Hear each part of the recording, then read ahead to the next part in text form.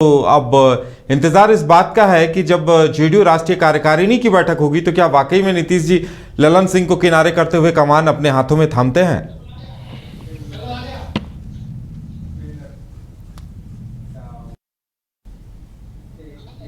वही उपेंद्र कुशवाहा जो जेडीयू में थे, कुछ दिनों पहले नीतीश जी के काफी विश्वस्त सहयोगी माने जाते थे, उन्होंने भी इस प्रकरण पर क्या कुछ कहा है, पहले वो सुनाते हैं हम आपको। अच्छा फैसला है, राजकर्मी का दर्जा लोगों को मिले। शिक्षकों को अधिक से अधिक सुविधा मिलनी ही चाहिए। और सरकार ने फैसला लिया है, एक विलंब से लिया गया फैसला है, लेकिन ठीक है, फैसला है तो उनको सुविधा मिले, इसमें क्या दिक्कत है। हम लोग इस बात को उठाते रहे। दिल्ली में जो बैठक हुई सर, इंडिया गठबंधन की जो बैठक हुई, उस बैठक के बाद कई तरह के चिंताएं।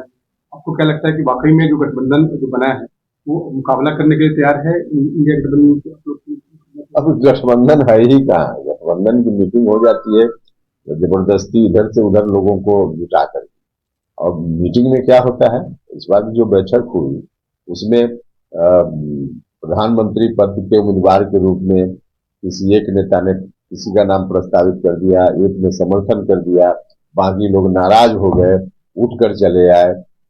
बाहर में आकर जो स्थिति देख रहे हैं, तो इंडिया गठबंधन में कुछ भी ऐसा नहीं है कि गठबंधन इसको कहा जाए। तो आपस में लोग लड़ रहे हैं क्योंकि स्वार्थ के आधार पर लोगों की दोस्ती है। सब लोग चाहते हैं कि हम प्रधानमंत्री पद के उम्मीदवार, तो इस तरह से थोड़े हो सकता है। अगर विकल्प बनने का वास्तव में प्रयास करना है एनडीए का, तो उसके लिए एजेंडा क्या है, एक नाम पर उन लोगों की सहमति, तो इस तरह का तो कुछ होता हुआ दिख नहीं रहा है। तो आपस में लोग भेज रहे हैं। अच्छा फैसला है, राजकर्मी का दर्जा लोगों को मिले। शिक्षकों को अधिक से अधिक सुविधा मिलनी ही चाहिए। और सरकार ने फैसला लिया है, एक विलंब से लिया गया फैसला है, लेकिन ठीक है, फैसला है तो उनको सुविधा मिले, इसमें क्या दिक्कत है। इस बात तो उपेंद्र कुशवाहा ने इंडिया गठबंधन की बैठक पर ही सवाल खड़े कर दिए हैं और कहा है कि जबरन नेताओं को बुलाया जाता है पकड़ पकड़ कर और बैठक की जाती है और एक मीडिया में हवा बनाने की कोशिश की जाती है, होता जाता कुछ नहीं है। इन्होंने पूरे इंडिया गठबंधन की बैठकों पर ही सवाल खड़ा कर दिया है। हमारे साथ हमारे संवाददाता अविनाश पटना से जुड़े हुए हैं।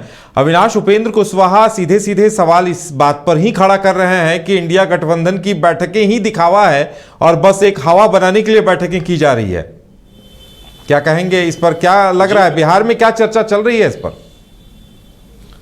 जी बिल्कुल, जिस तरीके से उपेंद्र कुशवाहा जब से जेडीयू पार्टी को छोड़े और नए पार्टी जो राष्ट्रीय लोक जनता दल में जो राष्ट्रीय अध्यक्ष बने, उसके बाद से ही उपेंद्र कुशवाहा लगातार इस चीज़ को लेकर कहते रहते हैं कि हमने शुरुआती दौर से कहा है कि जब से नीतीश कुमार एनडीए को छोड़कर राष्ट्रीय जनता दल के साथ गए हैं, महागठबंधन की सरकार बनाए, तब से उनकी पार्टी जो है डूबती जा रही है। और जिस तरीके से इंडिया गठबंधन की जो बैठक होती है उसको लेकर भी उपेंद्र कुशवाहा ने आज कहा कि ये बैठक जबरन जबरदस्ती बुलाया जाता है और इस बैठक में कोई पार्टी के नेता जो हैं एक दूसरे के नेता का बात इसलिए करते हैं ताकि वो लोग सभी लोग स्वार्थ की राजनीति करते हैं। आप देखिए जिस तरीके से उपेंद्र कुशवाहा लगातार जब पत्रकारों को जब वो रूबरू होते हैं तो कहीं ना कहीं नीतीश कुमार पर ही जोरदार हमला बोलते हैं। और आज भी उपेंद्र कुशवाहा ने कहा कि ये जबरन मीटिंग होता है, इस मीटिंग का कोई मायने मतलब नहीं है। नीतीश कुमार आरजेडी के साथ जाने के बाद उनका जो है मूल रूप से औचित्य खत्म हो गया और पार्टी जो है अब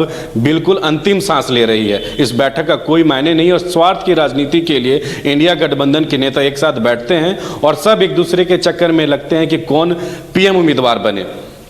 बिल्कुल, देखिए अभी जब बातचीत हो रही है तो जेडीयू के नेता लगातार ये सवाल मीडिया पे ही उल्टे उठा रहे हैं कि आखिर जेडीयू को लेकर इस तरह की हवाओं को आप क्यों जो फैला रहे हैं या आप क्यों इस तरह से इस पे खबर बना रहे हैं। लेकिन बयान भी तो आ रहे हैं और जेडीयू में लगता है कहीं ना कहीं कुछ ना कुछ तो चल रहा है जिसकी सुगबुगाहट बाहर निकलकर सामने आ रही है।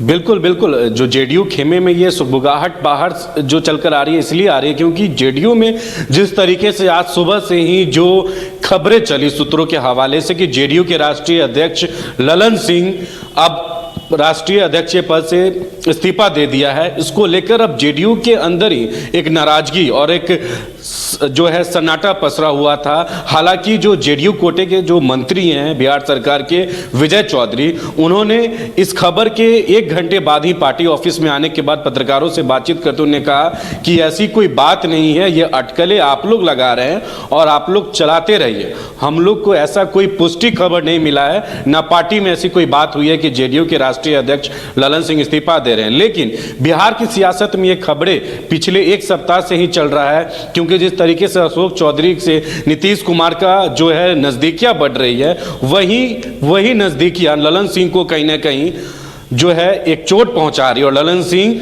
नाराज दिख रहे हैं।